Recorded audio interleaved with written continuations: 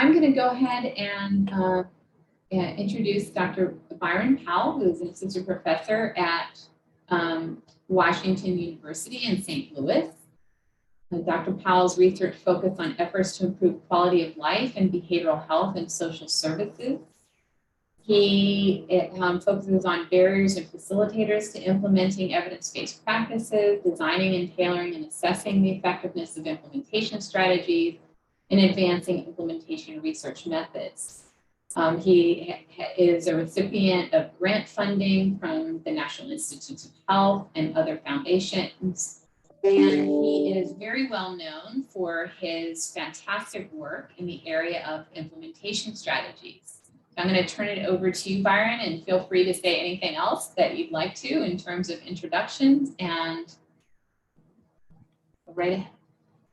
Great. Thank you so much, Dr. Fernandez, for the opportunity, and thanks to you all. I suspect there wasn't a mistake on the time, Maria. People were trying to skip my talk and you wouldn't let them do it, so they might be a bit disgruntled, but please bear with me. It's a pleasure to be here and to share some of our work related to implementation strategies. And I'll just say at the outset, if this ends up feeling too quick, I hope you'll have access to the slides, and happy to follow up with you afterwards, and hopefully this will lead to rich discussion as well. My attempt is to sort of give you a lot of resources, but I realize that this will be a quick introduction. So just to sort of level set and make sure we're on the same page, we've defined and discussed implementation strategies as methods or techniques used to enhance the adoption, implementation, sustainment, and scale up of a program or practice. And these next sort of terms I'll introduce aren't necessarily used consistently, but we often talk in our work about discrete strategies, or strategies that may use a single action or process, such as clinical reminders, audit and feedback, or clinical supervision. Admittedly, these are sometimes discussed as single component strategies, but they are complex interventions in and of themselves, and so perhaps to call them discrete is a bit of a misnomer. Most often in implementation science and practice, we're dealing with multifaceted strategies, sometimes even multi-level strategies, as I'll show later on in the presentation. And you can sometimes see these termed implementation interventions in the literature, where we're combining multiple discrete strategies, hopefully in a thoughtful way to address barriers at multiple levels of implementation. And some of the first work that we did in this area was actually just to simply name and define a range of implementation strategies. And this was this first paper is based on a review of the health and mental health literatures, so it's a bit focused in that way.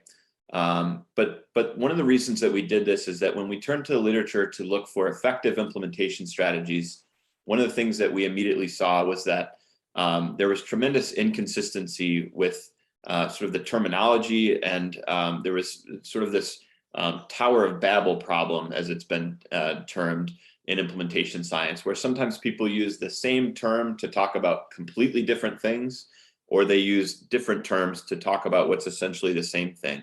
So we thought a useful step would be simply naming and defining strategies. And in this first paper, we named and defined 68 discrete implementation strategies that hopefully would be useful to people conducting implementation research, or people conducting implementation practice in more applied policy and practice settings.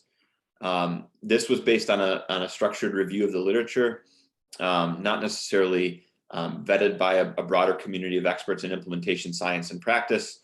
So we were actually quite pleased to have the opportunity down the road to work with colleagues from the US Department of Veterans Affairs and others in the US to refine this compilation of strategies and definitions. And we did so first through a multi-round Delphi process, this paper in the middle that produced a compilation of 73 discrete strategies and definitions that were that achieved consensus through this expert process. And we also engaged in a process called concept mapping, which I'm sure many of you are familiar with, which is a structured sorting and rating process that basically yielded 9 sort of categories of implementation strategies that you can read more about in this paper on the right, and also yielded ratings of feasibility and importance for these strategies. So we could see what strategies are more likely to be feasible and important, at least from the standpoint of experts. This just gives you a glimpse of the ERIC compilation, or the expert recommendations for implementing change compilation. So as you can see here, these are the 9 categories that were derived from the concept mapping process. And these are just some of the example strategies that you can see on this slide. So for instance, just to pick a couple, one category is adapting and tailoring to the context, where we had strategies like tailoring implementation strategies, promoting adaptability of the thing that we're actually implementing, the innovation that we're implementing. Of course, training and educating stakeholders, so things like conducting ongoing training or using train the trainer approaches, or to pick another category, develop stakeholder relationships, so things like identifying and preparing champions, organizing implementation team meetings, or identifying early adopters. So these are just some examples, and again, would point you to the papers on the previous slide if you want to read more about those implementation strategies. We hope that this is a useful compilation of strategies, and that it could actually inform efforts to develop multi-level, multifaceted strategies for both research and practice. And again, we hope that it, at least in some part, promotes a common language and improves reporting in the field of implementation science. These have been sort of picked up by a lot of sort of federal institutes and agencies in the US, and we've been quite pleased to see that, but it's by no means a finished product. There are a lot of challenges in using this compilation of implementation strategies, and we think of it very much as a work in progress. So I've been very pleased to see colleagues extend and advance this work in a variety of ways. And this is just to give some examples, but this has been extended for things like school settings, digital mental health interventions, and financing interventions in behavioral health by colleagues. We're also working to extend it in other ways. So a good colleague at the University of Pittsburgh, Sherry Rogal, has used this in national rollout efforts in the VA, and in particular to develop a survey instrument to assess the use of implementation strategies. So she's been showing how we can use both prospectively and retrospectively analyze the types of strategies that are used in a given implementation effort, and to determine which strategies are associated with greater success in implementation. We're also extending this to different types of implementation strategies, and I'm not quite sure what you've discussed so far in this course, but I think some of these things may be quite familiar to you. And so we're trying to ask the question of, are these strategies, similar, or do additional strategies need to be considered for things like de-implementation? So how do we get people to stop doing things that are either no longer effective or potentially are even harmful? And similarly, do different strategies need to be used for dissemination or sustainment of innovations in community settings? I mentioned that this compilation was originally based on the health and mental health literatures, and also was quite U.S. centric and really centered primarily in that context. And so there are other efforts to see the extent to which these strategies are quite relevant for more community public health settings, as well as low and middle income countries. So hopefully this compilation will be extended in important ways through those efforts. I'll touch on this a bit later on, but we're also beginning to really think about what are the mechanisms through which strategies work. So how and why do they exert the effects that they exert, or if they're not effective, why might what might be some reasons why the strategies were not optimally effective in a given context. And so we have ongoing work to sort of flesh out the strategies. One of the challenges, if you look at this compilation of strategies, is that they're very broadly defined. And so being more specific about how and why they work and the details that could operationalize them further, we think is an important area of work. Many of you might be familiar with the behavior change technique taxonomy developed by Susan Mickey and colleagues. And then Maria and her colleagues have developed also a taxonomy of behavior change methods through their work on intervention mapping. And we think both of these compilations can be used to sort of flesh out implementation strategies further and really help operationalize them in detail. My colleague Sheena McHugh at University College Cork in Ireland is working to sort of combine our expert recommendations for implementing change compilation with the behavior change technique taxonomy to really see how these compilations can be complementary and further operationalize the strategies, hopefully in helpful ways. So just moving quickly, I want to just acknowledge here that the evidence base for implementation strategies is really rapidly developing, of course, as implementation science has taken off in recent years. And just wanted to point you to a few sources of evidence or sources that compile evidence on implementation strategies, and two in particular that I think are great first stops. One is the Cochrane Effective Practice and Organization of Care Group, listed here in the first bullet. And the second is healthsystemesevidence.org, which is run by McMaster University in Canada. And both of these compile a lot of systematic reviews and meta-analyses for implementation strategies that may be helpful as you're thinking about the evidence for particular strategies and how you might optimize those for your context. There's a lot of sort of attention and increasingly on now that we've sort of identified a range of implementation strategies, we have sort of an emerging but imperfect body of evidence to guide the selection and application of implementation strategies. You know, how can we think about designing implementation strategies more systematically and effectively? And there are a number of challenges on this front. One of which is that we often use this sort of train and pray approach, right? We send people to trainings, we provide them with education, and we hope that that's sort of enough to change behavior, but we know that that's often necessary but insufficient, right? And creating multi-level behavior change. Another potential challenge that we see is that we sometimes think more is better. We use very intensive strategies, hoping that they will be more effective. But actually there's evidence to suggest that sometimes single component or less complex implementation strategies are actually equally effective with multifaceted strategies. And that might sound counterintuitive as you think about the implementation challenges in your own context. But one of the reasons for this might be that oftentimes our multifaceted approaches are not necessarily addressing the most important barriers to change in a given context.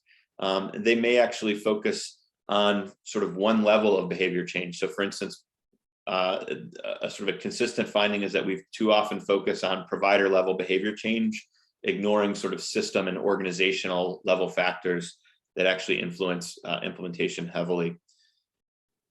This next point is sort of arguable given the literature at this point, but one might suggest that we too often use a one-size-fits-all approach in implementation, despite tremendous heterogeneity and different contexts and settings and the implementation needs in those settings.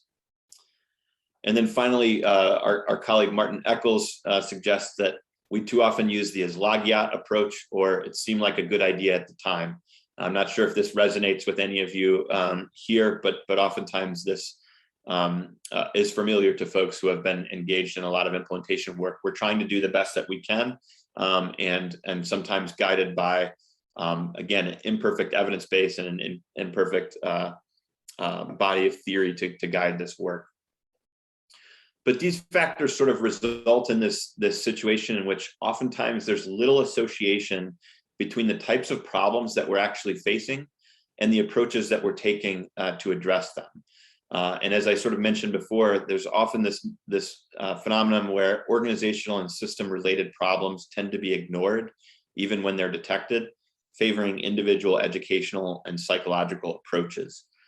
So we're really trying to think a lot about how we can improve the application of implementation strategies and ultimately enhance their impact.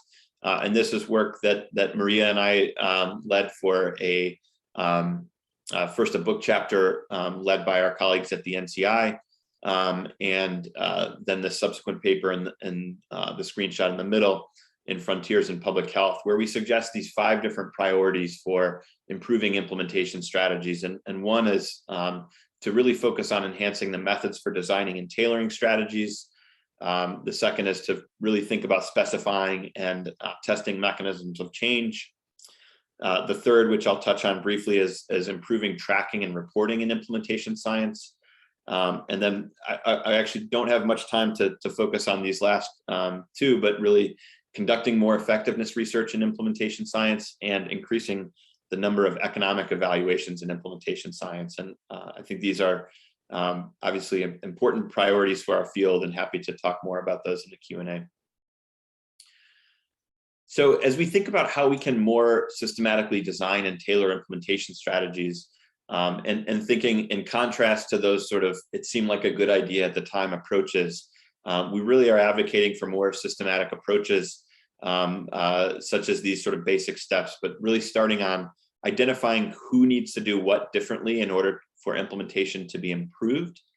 And then I think, as you'll focus on a bit later today, using informal and formal theory and frameworks to identify barriers and enablers that need to be resolved, and really articulating a pathway of change for this targeted behavior change to occur.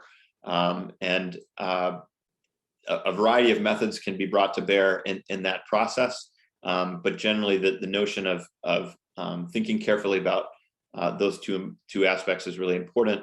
Then moving to selecting implementation strategies and behavior change techniques that might be effective, relevant, acceptable, and feasible to overcome those identified barriers. And then deciding finally how those changes can actually be robustly and feasibly measured. And I think that you have focused or will focus on implementation outcome measurement during this short course. So we've been engaged in a number of efforts to try to make the selection of implementation strategies more specific.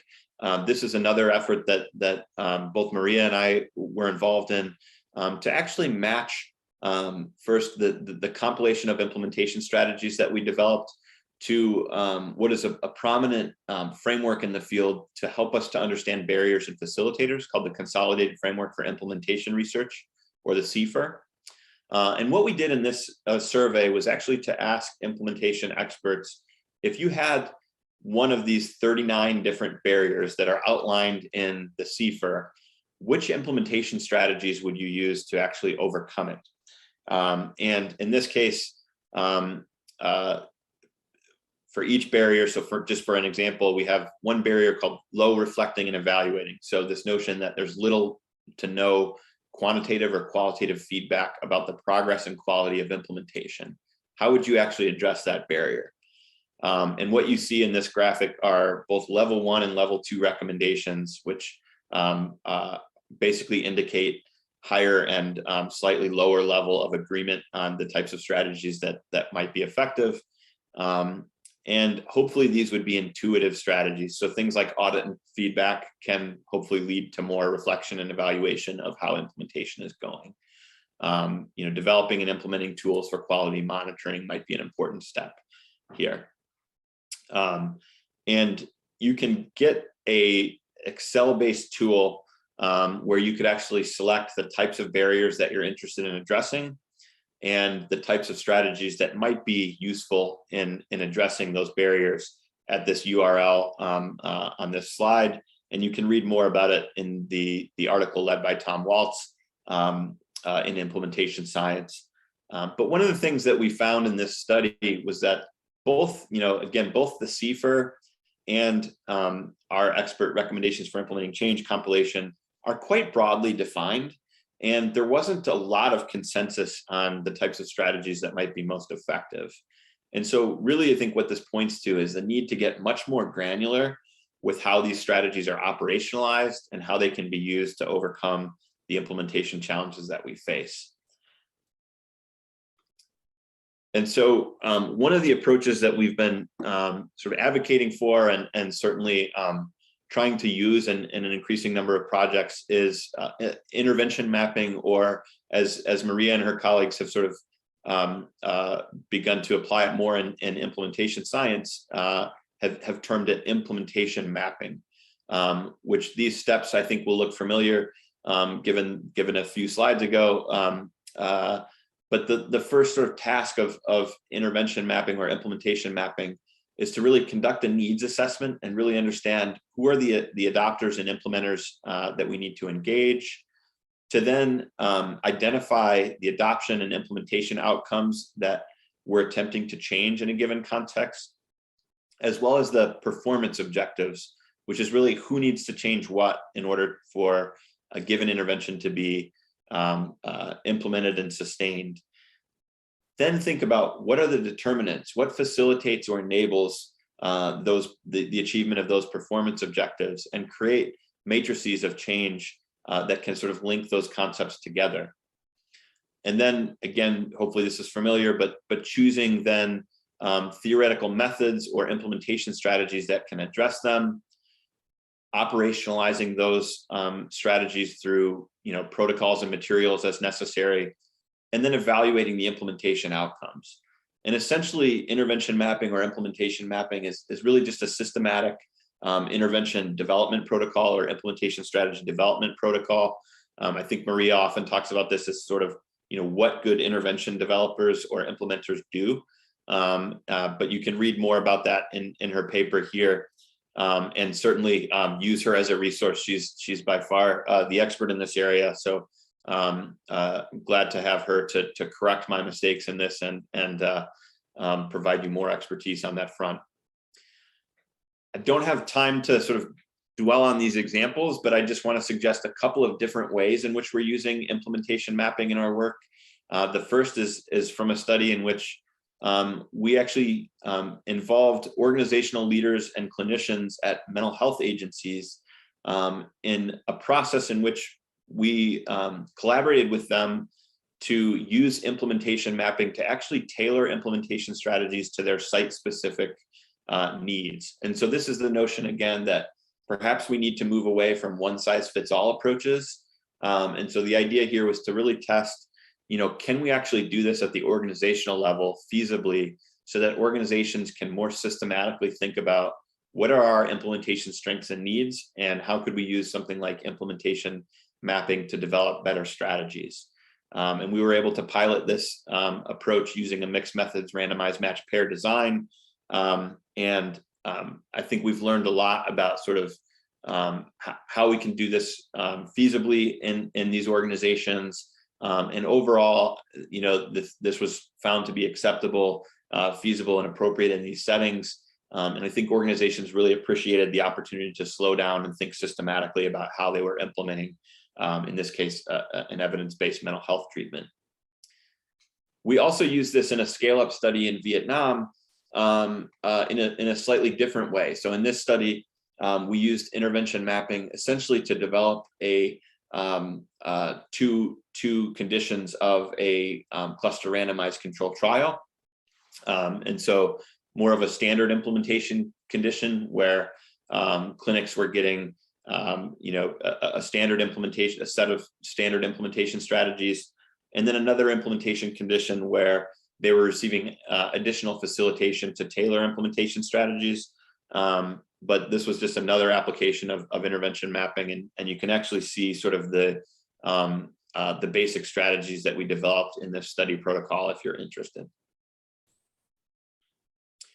And just wanted to point out that Maria and I and another colleague, Gil, are co-editing a special section of Frontiers in Public Health. So this will, of course, provide a number of additional examples of the use of intervention mapping or implementation mapping to develop implementation strategies.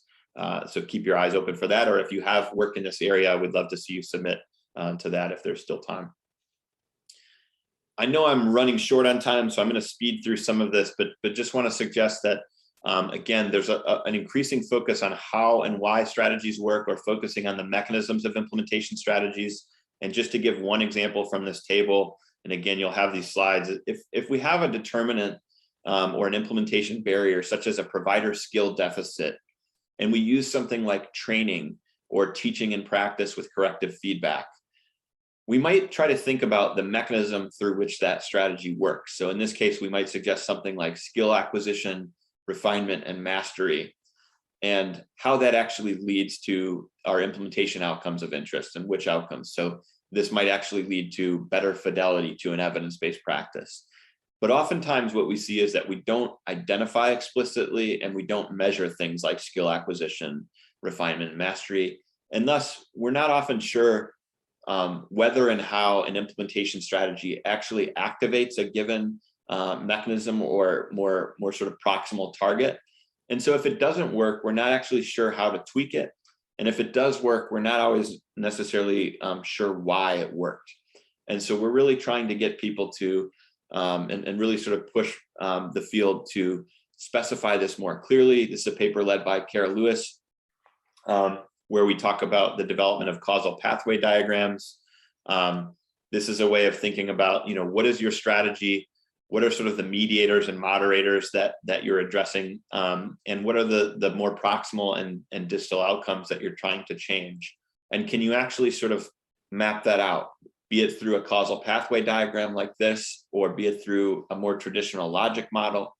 Can you actually articulate how and why you think a given implementation strategy should work? Admittedly, that's a very linear approach, what was shown on the previous slide.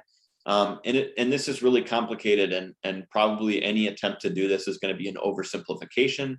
So we have some colleagues that are trying to use even like system science methods, such as causal loop diagram, such as system dynamics modeling and the like. This is another way of thinking about it, based on a paper by Brian Weiner called In Search of Synergy. We have a paper that's under review where we talked about a multi-level implementation strategy, and how these sort of worked, hopefully synergistically to promote the implementation of a primary care-based intervention to prevent child maltreatment. And so you can see here sort of two strategies at two different levels that are intended to increase clinician motivation in a sort of accumulative fashion. And then you have a strategy like audit and feedback, which actually is meant to amplify the effect of, in this case, public recognition and parent narratives to improve clinician motivation.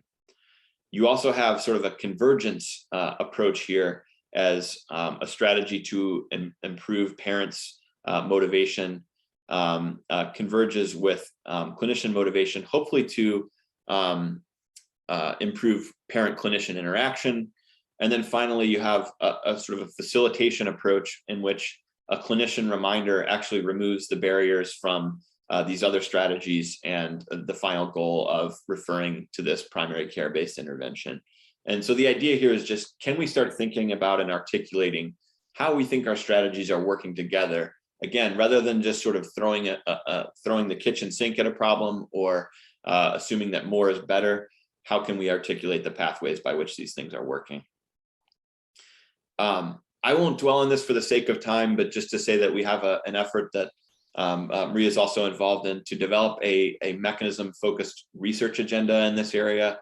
And we identified a lot of different challenges. What you see on the right is 105 different challenges related to studying mechanisms in implementation science. So this is a complicated area, but keep an eye on the space, and would love to have you engaged in this work as we think about how we can better study mechanisms in implementation science. I know that NCI will be represented later by Dr. Netta. We just recently received an NCI R01 to advance this work further on mechanisms. So first, to build a database of strategy mechanism linkages and associated causal pathway diagrams. So hopefully this is another opportunity to sort of improve on the expert recommendations for implementing change compilation and other implementation strategies to really articulate the mechanisms through which they work. Start developing psychometrically strong and pragmatic measures of mechanisms, and ultimately disseminate that to the implementation science community.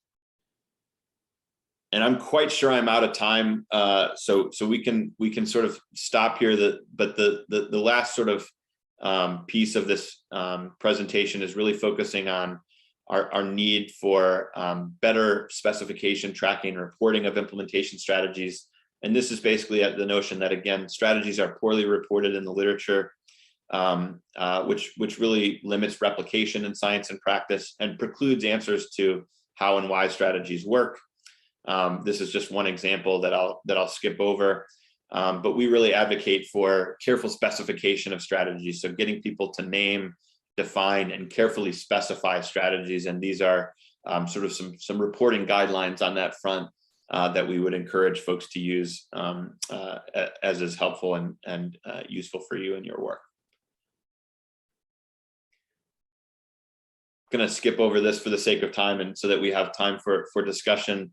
But again, just to emphasize on this last slide, there's a rapidly developing evidence, and we can think about a lot of different both experimental and quasi-experimental designs to think about implementation strategies. Some great guidance in these first two papers in annual reviews. And then this last paper by Luke Wolfenden and colleagues speaks specifically about randomized implementation trials and touches on things like the difference between hybrid designs and effectiveness, implementation and effectiveness studies and hybrid designs, some of those questions that were coming up at the outset of this session, and I think is also a quite useful introduction to the field as a whole. But again, sorry, this was probably rapid fire, and happy to take questions and discussion, and happy to return to anything that was not clear. Thank you, Dr. Powell. Thank you. Dr. Fernandez, you're on mute. Thank you so much, Dr. Powell, for an excellent presentation. We're opening it up for a few questions in the chat.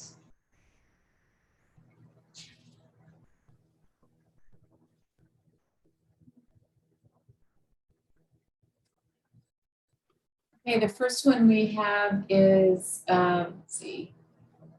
Do we have relevant examples of implementation research in the area of NCD prevention of behavior change communication interventions as active partnerships between healthcare providers and communities rather than more orthodox substitute of simple and passive IEC activities, especially in LMICs? Okay, there's a lot packed into that.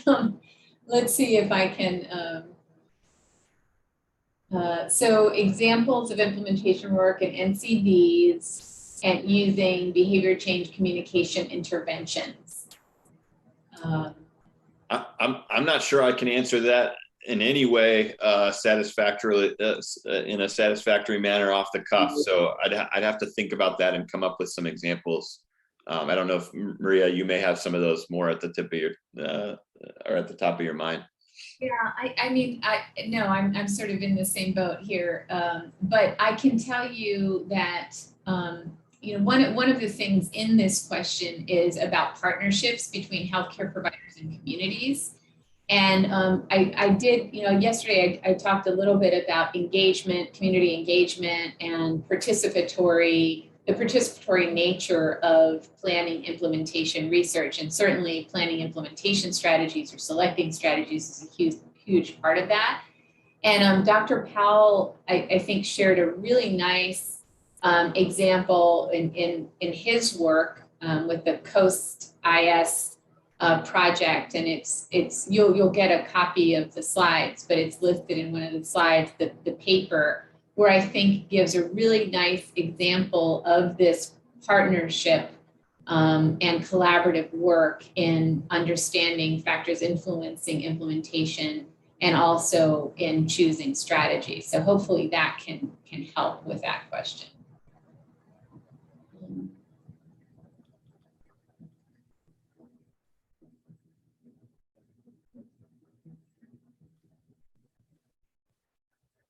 Okay, so the next question, rather than reading it, I'll try to rephrase it. It's talking about when implementing a program in the community, how do you do a randomized trial, right? The implementation program needs to focus on the whole community, and but with a randomized, I think the point is with a randomized trial, only a selected population will be included. I guess the suggestion is we should focus on quasi-experimental designs. And Byron, I don't know if you want to say anything about that or not. Yeah, no, I mean, and I'd love to hear your thoughts too, Maria. I think that's spot on, is that obviously we have to think about the best design for the situation we're in. So there may be situations where whole communities or counties, for instance, in the US are randomized to different conditions. And so it can be possible still to have that type of design, but it might be that more quasi-experimental designs are more appropriate depending on the situation. Oftentimes in work that I've been involved in, we've been more focused on sort of different organizations and cluster randomized approaches on that level. But I think that the question and the point is well taken in terms of pushing towards quasi-experimental designs in that sense. Yeah, and I would just add to that we're actually currently working on a project to increase the adoption and implementation of breast and cervical cancer screening program, a specific program that uses lay health workers to deliver the intervention. And we're working with community health centers. And originally we had designed this as a group randomized trial where we would randomize health centers to different conditions. We were always going to provide the program, the implementation strategies. So everybody gets the program, but we're testing specific implementation strategies. And we were originally going to randomize them to sort of usual care and then the implementation strategies. But after working with the organizations, we've switched our design to a stepped wedge design. And so a stepped wedge design is one that is more consistent with the way they usually do things, which is rolling out the intervention in groups of clinics. So we're going to be working with maybe 4 clinics at a time. And so there are opportunities to address some of those issues that come up with randomized controlled trials by using quasi-experimental designs and other types of designs. One person asked the question, and Byron, I'm not sure if you have any insights on this. Will the same implementation strategies working in the developed world work in low and middle income countries? Yeah, I shared sort of, or at least pointed to work that is going to consider sort of what the strategies that we've identified through the expert recommendations for implementing change project. Are those actually relevant or as relevant in LMICs? And I think the answer is probably going to be yes and no. I think a lot of these strategies seem to be quite generic and useful in different contexts. But I think we have a lot to learn about the types of strategies that are more relevant in LMICs. And so I think that there's a lot of room to sort of expand our thinking on that front. And I also think, from sort of a US perspective, I think we need to learn a lot about what works in other contexts, and sort of the sort of global, local back and forth needs to be explored further, because I think we can learn a lot in LMICs that could be applied in a lot of settings within the US and vice versa. So I think that's an open question. And I sort of flew past this, but my colleague Kate Lavero at Columbia University and other colleagues that are working in global health are working to really try to understand that and the strategies that are more pertinent for those contexts. Right, thank you. And also thank you, Dr. Netta. Dr. Netta who you'll hear from in just a bit, has provided some answers to some of these questions and included a link to a study that I think gives an example of a really nice example of using a participatory research approach to understand context and processes and to design a strategy to improve prevention of detection of cervical cancer. So thank you for adding that, Dr. Netta. Okay, I have to, what we'll do is capture your questions and we'll try to respond to those and come back to you. But what I'm going to do now is thank you again, Dr. Powell, for a fantastic talk. We really appreciate it and appreciate your flexibility with the timing as well. And I am going to introduce